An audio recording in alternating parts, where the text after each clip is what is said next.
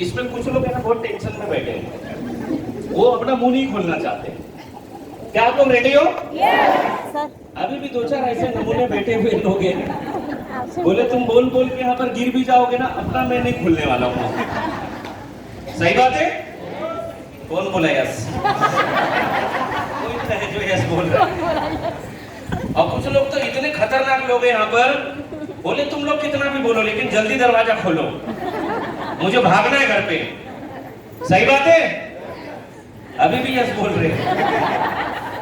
चलेगा, ठीक है, कोई दिक्कत नहीं है। आए हुए सभी नए लोग, जितने भी पहली बार जो हमारे मेहमान आए ना, उनके लिए एक बार जोरदार ताली बनती है सर, जोरदार।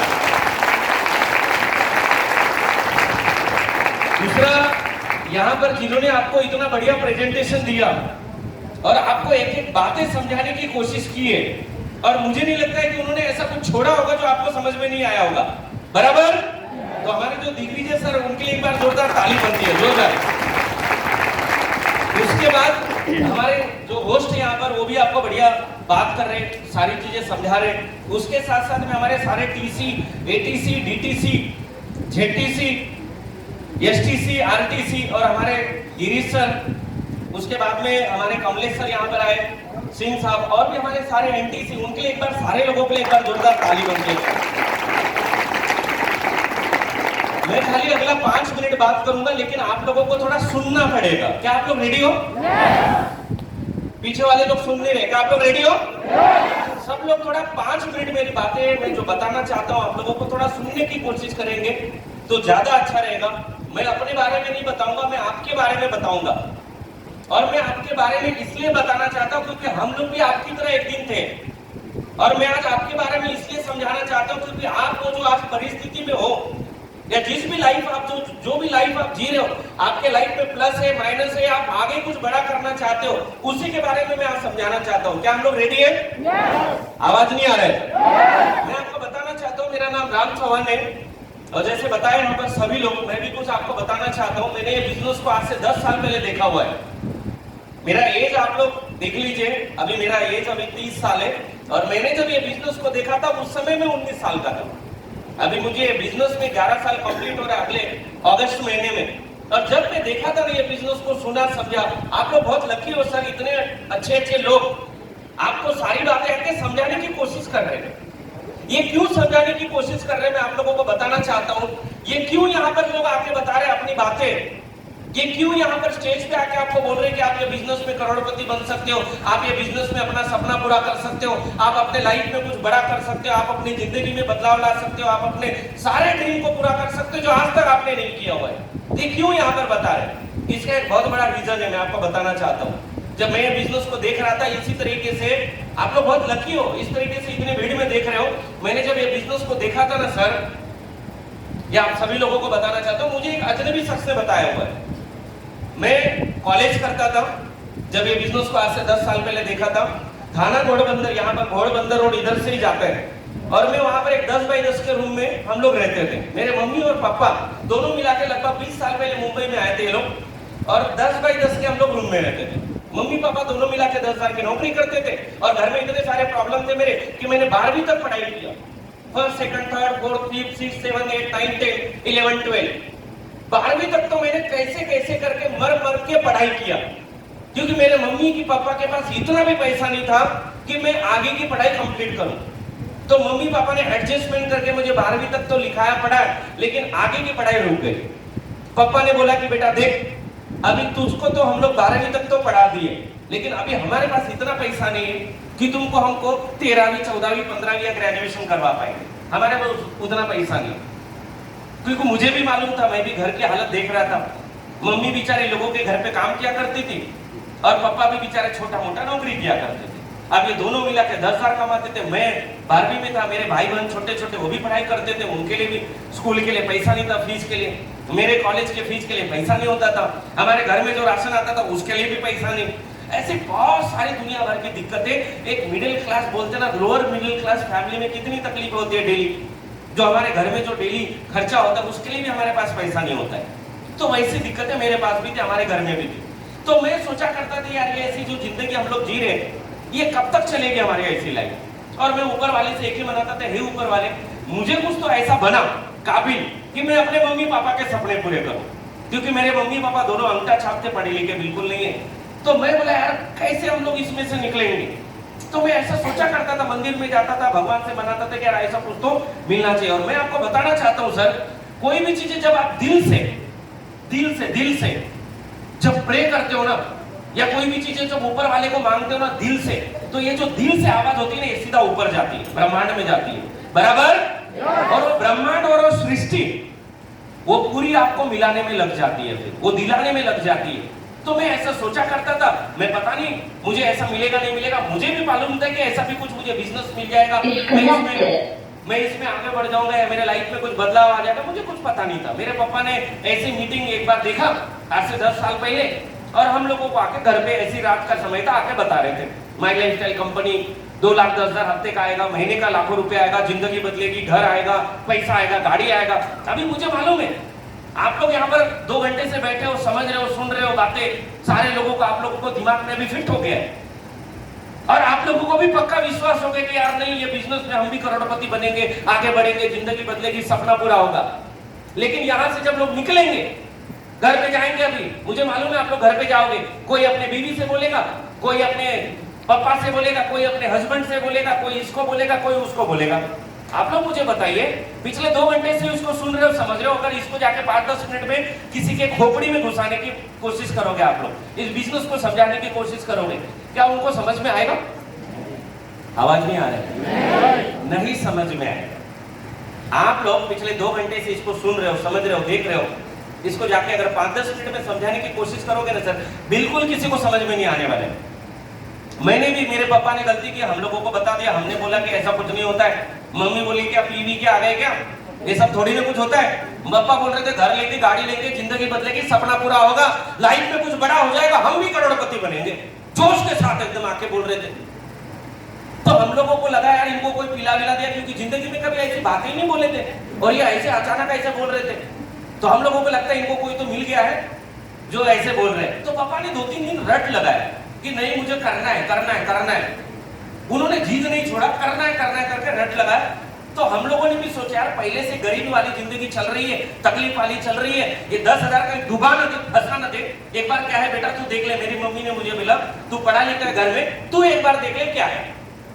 तो मेरे पापा को मैंने बोला कि मैंने मेरे पापा को बोला आपको कौन दिखाया, उसने हमारे घर पे बुलाओ, हम नहीं जाएंगे किसी के पास। तो मेरे पापा ने वो लोगों को बोला था जो उनके सीनियर लोग थे, मेरा बेटा पढ़ा लिखा है, तो आप घर पे आके उसको समझा दो, वो करना चाहता है। मैं करना भी नहीं चाहता था, लेकिन ऐसा उन्होंने बोल के हमारे घर पे बुला लिया। समझ में आ रहा है? तो ये जो चीजें आपको दिग्विजय सर ने इतना बढ़िया तरीके से समझाया ना, मुझे एक अजनबी आदमी उस समय आज से 11 साल पहले आके समझाया था, जिनका नाम है मिस्टर शैलेश सिंह सर। एक बार उनके लिए जोरदार ताली दीजिए। और मैं झोपड़पट्टी में रहता था, चौल में, वो अपनी गाड़ी से लेके मेरे घर पे आए थे मुझे मिलने के लिए, क्योंकि मेरे पापा ने मेरी बड़ाई बहुत कर दिया था कि मेरा बेटा थोड़ा पढ़ा लिखा है, वो करना चाहता है, लेकिन आप लोग आ जाओ। तो शैलेश सर उस समय 2-3 लाख महीने का कमाते थे, ऑलरेडी ये बिजनेस में करोड़पति बन गए थे, जिंदगी उनकी बदल चुकी थी, घर गाड़ी ले चुके थे।